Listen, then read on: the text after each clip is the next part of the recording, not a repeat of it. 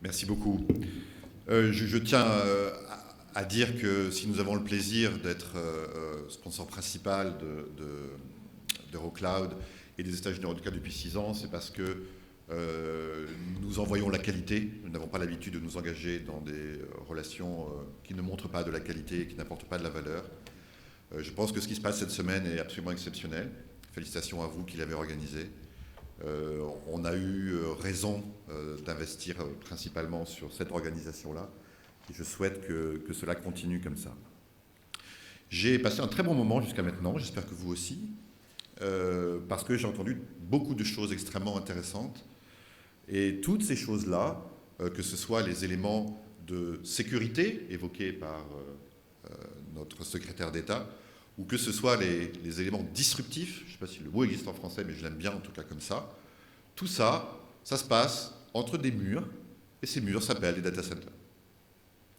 Je suis directeur général de Telecity Group depuis 13 ans maintenant, et j'aime beaucoup parler de mon entreprise, parce qu'on en a également fait un leader sur son marché, et je suis très fier de ça.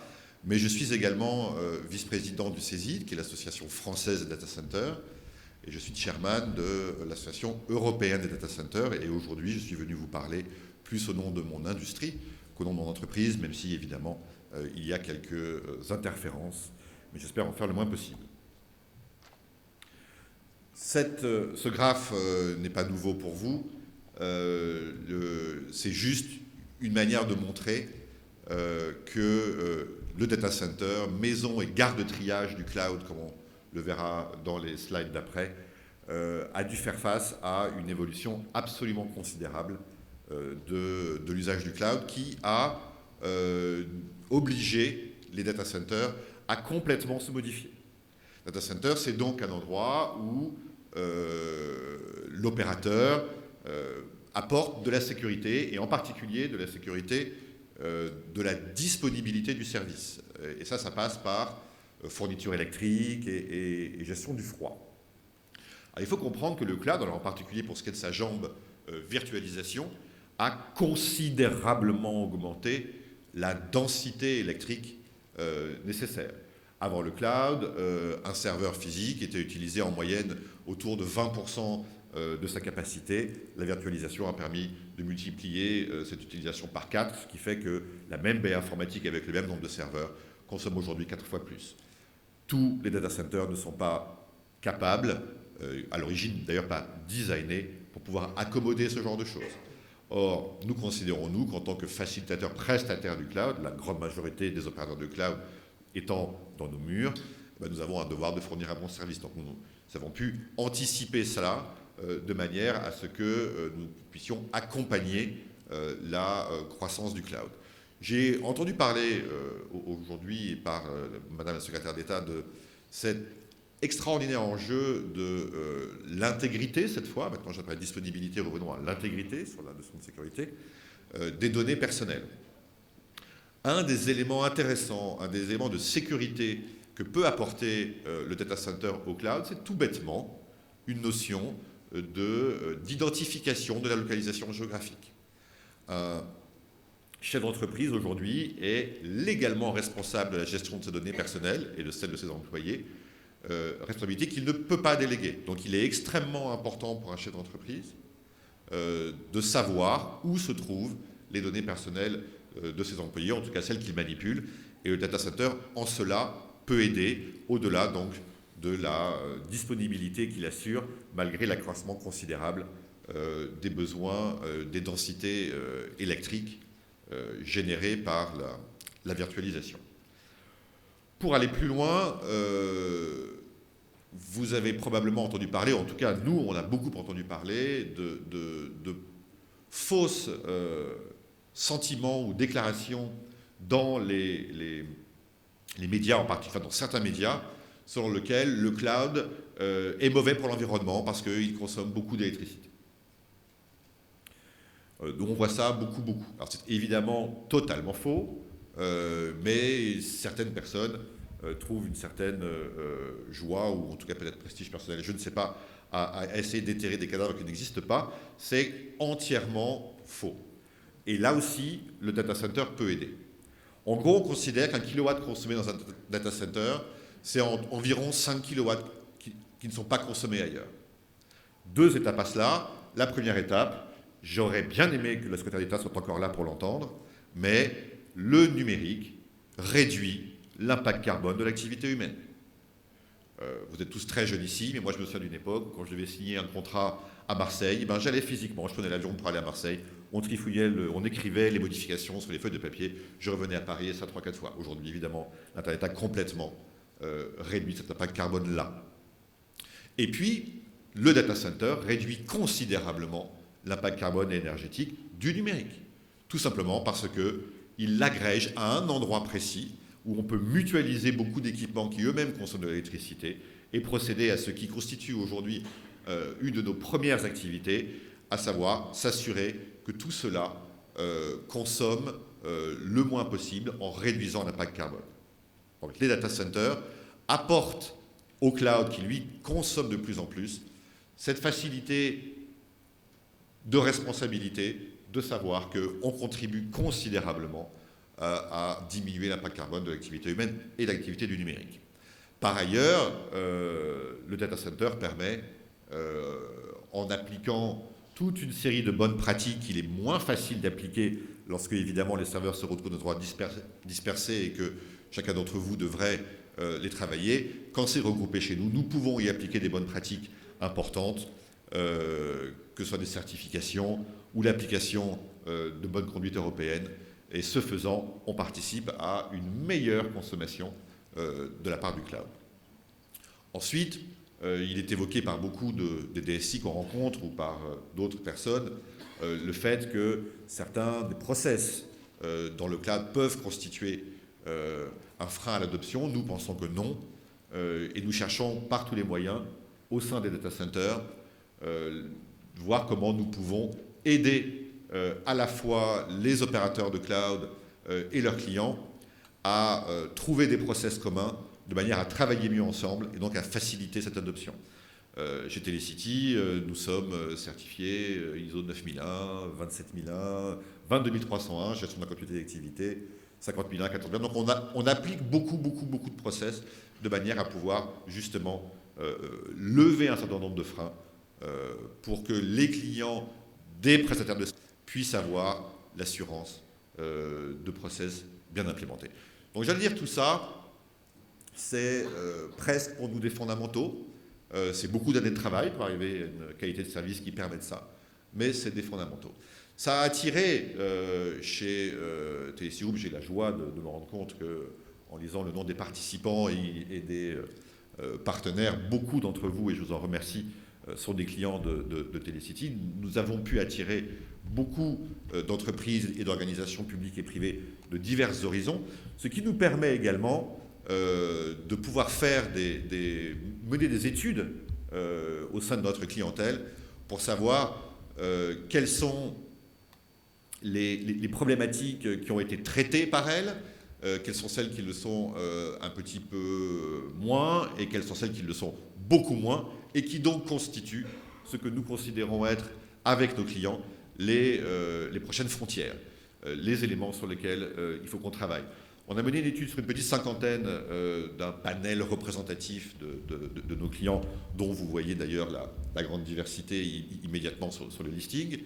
Et on a vu avec eux clairement que sur la partie gauche, à savoir tout ce qui touche à comment est-ce que l'IT, et en particulier donc le cloud, peut amener à des efficacités, à des réductions de coûts. C'est souvent ça qui attire les clients finaux vers le cloud en premier. Ça, on considère qu'à peu près toutes les industries, tous les verticaux l'ont à peu près traité. Une bonne partie s'est également engagée dans ce que j'appelle une deuxième génération, qui est comment est-ce que je peux améliorer ce que j'ai déjà aujourd'hui dans une vue plus positive. La première colonne, c'est comment est-ce que je peux réduire les coûts, donc il y a un avantage anti-négatif.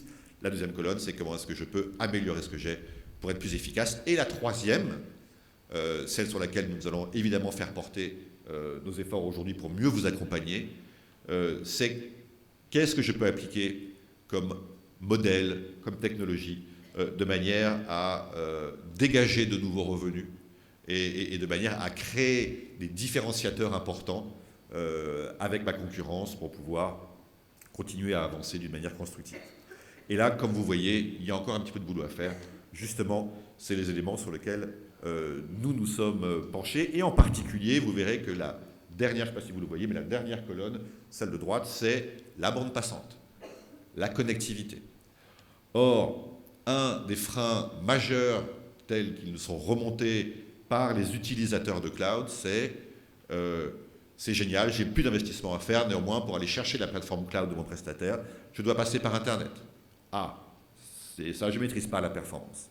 Donc c'est un élément extrêmement important sur lequel que les utilisateurs de vos services, mesdames et messieurs prestataires de cloud, nous demandent de les aider de manière à pouvoir mieux utiliser vos services. Et comme vous voyez, il y a encore pas mal de travail à faire. Au premier rang donc de ces boulots, la performance réseau est un élément majeur. Évidemment, avant le cloud, moi DSI, j'achetais un serveur, j'achetais un applicatif, je mettais ça sur mon LAN et j'avais des investissements à faire, certes, mais une performance réseau exceptionnelle. Aujourd'hui, c'est complètement l'inverse. Je n'ai plus à faire des investissements, mais je suis tributaire d'une forme je dois aller chercher le service sur un réseau qui n'est pas le mien. C'est le prestataire cloud qui est devenu l'hébergeur. Or ça, c'est compliqué, parce que du coup, je n'ai plus la performance que j'attendais. Ou alors, je dois demander à mon opérateur cloud, à mon opérateur réseau, pardon, de me faire un tunnel spécialisé et sécurisé et performant. Mais là, je vais engendrer des coûts qui sont hors de proportion avec l'idée, et que comme ils sont facturés le plus souvent de manière permanente, qui sont complètement antinomiques avec l'idée même du cloud. Et ça, c'est valable pour chacun de mes prestataires cloud que je dois atteindre. Sauf qu'aujourd'hui, j'en ai souvent pas qu'un seul. J'en ai souvent 1, 2, 3, 4, et donc le problème, il est multiplié par 1, 2, 3, 4. Et d'ailleurs, parfois aussi, mes prestataires cloud doivent communiquer entre eux. Et là, je maîtrise de moins en moins la performance réseau entre eux. Donc ça, c'est considéré aujourd'hui comme un frein important. Frein sur lequel nous pouvons travailler. Il faut comprendre par ailleurs que un data center, c'est également un data center neutre, hein, comme TST Group, c'est beaucoup, je parlais de gare de triage tout à l'heure, clairement c'est là que se crée Internet. Internet n'est rien d'autre que des réseaux privés qui s'interconnectent. Et ils s'interconnectent où, à votre avis? Pas chez l'un d'eux, mais dans des data centers neutres. Ce qu'on appelle XSP ici, ce sont les Internet Exchange Points.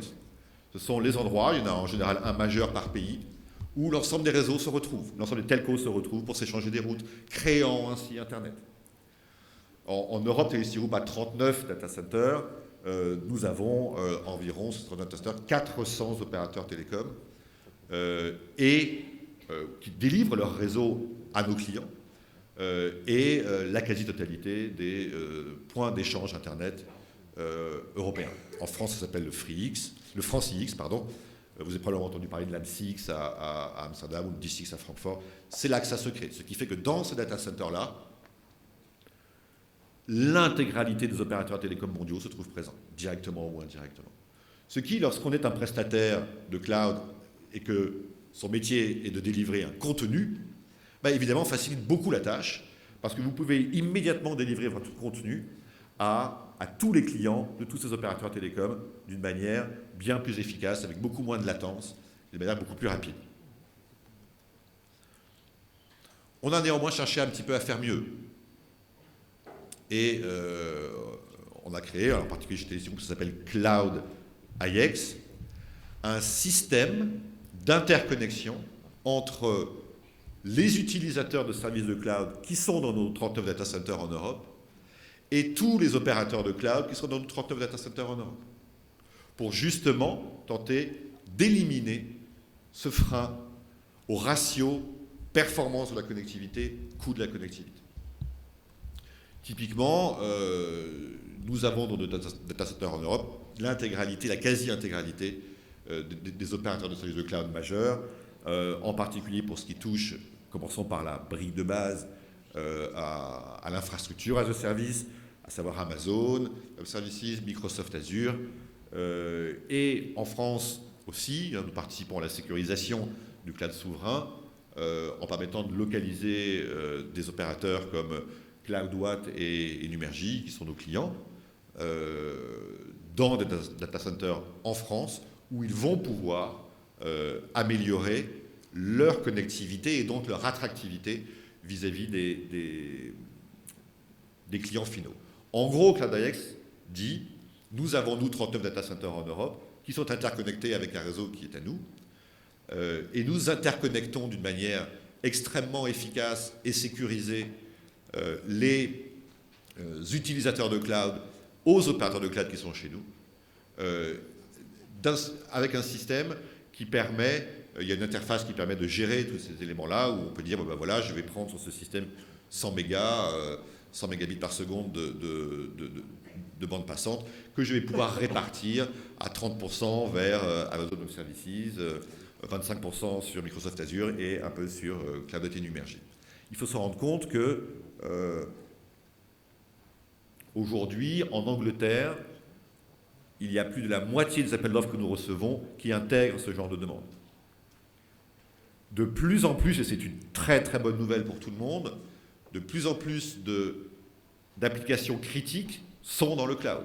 Typiquement, nous sommes très impliqués dans le Smart City et nous hébergeons tout ce qui touche à la gestion des transports et donc des feux de croisement, par exemple, enfin des feux verts et rouges pour la ville de Manchester. L'essentiel est dans nos data centers, mais son PRA est sur le cloud. Le jour où un de nos data centers a un problème et que son principal ne peut pas fonctionner, il faut impérativement, évidemment, que le PRA puisse aller très très vite et disposer d'une performance extrêmement importante. Et la ville de Manchester a imposé à ce que nous ayons un système de ce type-là, c'est d'ailleurs en partie pour eux qu'on l'a construit, enfin que l'idée est venue. On a rapidement discuté avec d'autres DSI et opérateurs cloud, et on a compris que cette brique au milieu de connectivité, de performance de la connectivité était devenue majeure, et c'est pour ça qu'on a construit ce système. Évidemment, comme les fondamentaux que j'évoquais tout à l'heure, ce système favorise considérablement le cloud puisqu'il lève des freins à son adoption. Il permet aux entreprises utilisatrices de lever ce frein à cette meilleure visibilité sur la performance qu'un DSI peut avoir sur la connexion qu'il a à son service cloud, un petit peu comme ce qu'il avait avant sur son LAN, mais sans en avoir les inconvénients de la partie coût. Ça permet aux opérateurs de cloud, évidemment, d'avoir, comme ils ont un accès facilité à d'autres clients qui sont friands de pouvoir se connecter facilement, en étant dans les data centers de Telecity, fatalement, ils vont pouvoir développer considérablement leur clientèle. Ils nous poussent beaucoup à ce qu'on puisse faire ça. Et puis, nous permettons également à des intermédiaires, à des prestataires, à des opérateurs de télécommunications de pouvoir intégrer ce système à leur logique. Voilà. Une nouvelle fois, je voulais juste rappeler que data centers, encore une fois, sont un petit peu la maison, la gare de triage. Vous n'hésitez pas, on aime faire ça, on aime se modifier, on aime s'améliorer, on aime se développer, on aime le cloud. Grosse partie de nos nouveaux clients sont dans ce cloud, sont dans la logique du cloud, que ce soit utilisateurs ou prestataires. Et en ce qui concerne Telecity Group en particulier, toujours très heureux d'être avec Eurocloud. Félicitations pour la Cloud Week. À tous, une très bonne journée. Merci beaucoup Stéphane Ducrozes. Merci beaucoup.